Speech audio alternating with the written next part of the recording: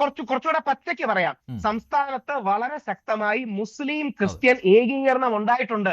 കോൺഗ്രസിന്റെ നായർ മുഖ്യമന്ത്രി ജയിക്കുകയാണെങ്കിൽ അതിന് അവർക്ക് ഉള്ളിന്റെ ഉള്ളിൽ നന്മയുടെ കടപ്പാട്. ഈ മുസ്ലിമും ക്രിസ്ത്യാനിയും വർക്ക് ചെയ്തത് അവർക്ക് വേണ്ടിയല്ല.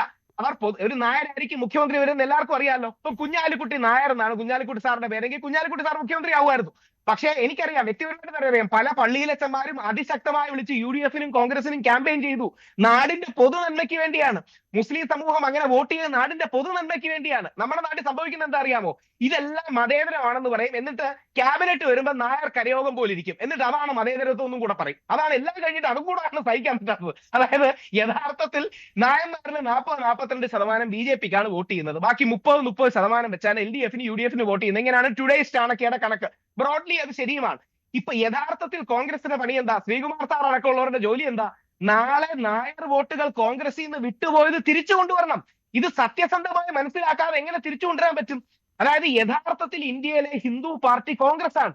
പണ്ടത്തെ ബ്രാഹ്മിൺ ബനിയ പാർട്ടി എന്ന് പറയുന്നത് യഥാർത്ഥത്തിൽ കോൺഗ്രസ് ആണ്. കോൺഗ്രസിന് അവരുടെ ബേസ് പോയത് കൊണ്ടാണ് ഉത്തരേന്ത്യയിൽ അടക്കം പിടിച്ചു നിൽക്കാൻ പറ്റാത്തത്. ഈ നെഹ്റുവിയൻ സെക്കുലറിസം കൊണ്ട് ഈ രാജ്യത്തിന്റെ ബഹുസ്വരതയെ നമുക്ക് അളക്കാൻ പറ്റില്ല. അവിടെയാണ് ഗാന്ധിയൻ പ്ലൂറലിസം അല്ലെങ്കിൽ ഗാന്ധിയൻ മതസൗഹാർദ്ദം എന്ന് വരികയും.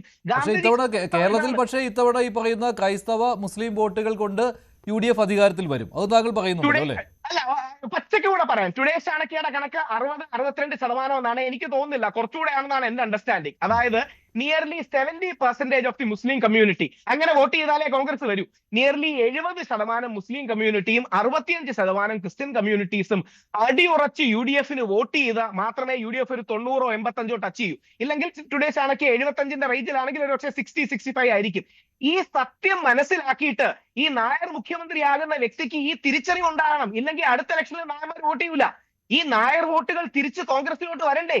അത് വരണമെന്നുണ്ടെങ്കിൽ ഒരു പ്രോബ്ലം ഉണ്ടെന്ന് ആദ്യം അംഗീകരിക്കണം. ആ പ്രോബ്ലം അംഗീകരിക്കാതെ ഇതെല്ലാം എല്ലാവരുടെയും ആണെന്ന് പറഞ്ഞിട്ട് കാര്യമില്ല. എന്നിട്ട് ബാലൻസ് ചെയ്യാനായിട്ട് പാവം മുസ്ലിം ലീഗിനെ കൊണ്ട് ത്യാഗം ചെയ്യിക്കും. മുസ്ലിം ലീഗിന് ഉപമുഖ്യമന്ത്രി സ്ഥാനം കൊടുക്കൂല, എക്സ്ട്രാ മന്ത്രിസ്ഥാനം കൊടുക്കൂല. കാര്യം കൊടുത്താൽ നായന്മാർ അടുത്ത ഇലക്ഷൻ നമുക്ക് വോട്ട് ചെയ്യില്ല എന്ന് പറയും. ഈ രാഷ്ട്രീയ കാപട്യം ആരോട് പറയാനാണ്? അപ്പോൾ മുസ്ലിം ലീഗിന്റെ ഏത് സമ്മർദ്ദത്തിനും വഴങ്ങണമെന്നാണ് താങ്കൾ പറയുന്നത് അല്ലേ? അല്ലല്ല, താങ്കൾ പറയുന്നത് മുസ്ലിം ലീഗിന്റെ ഏത് സമ്മർദ്ദത്തിനും വഴങ്ങണം. തിരിച്ചല്ല മഞ്ജുഷ, ആലോചിച്ച് നോക്കും. മുസ്ലിം ലീഗിന്റെ മാന്യതയല്ലേ അവർ ഉപമുഖ്യമന്ത്രി സ്ഥാനം ചോദിക്കാത്തത്? ശരിക്കും ഇതിൽ ഈ UDF മിനിസ്ട്രി വന്നാൽ ഏറ്റവും യോഗ്യത കുഞ്ഞാലിക്കുട്ടി സാറിനല്ലേ മുഖ്യമന്ത്രിയാകാൻ?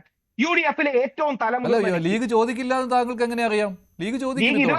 അല്ല, തങ്ങളടക്കം പാണക്കാട് മുനവർലി തങ്ങളടക്കം ഞങ്ങൾക്ക് ഉപമുഖ്യമന്ത്രി സ്ഥാനത്തിന് അർഹതയുണ്ട്, പക്ഷേ ചോദിക്കില്ല എന്ന് പറഞ്ഞാൽ ലീഗിനെ നമ്മൾ മനസ്സിലാക്കേണ്ട ഒരു രാഷ്ട്രീയ പാർട്ടി മാത്രമായിട്ടല്ല, അതൊരു സാമുദായിക സാംസ്കാരിക ആത്മീയ പ്രസ്ഥാനമാണ്.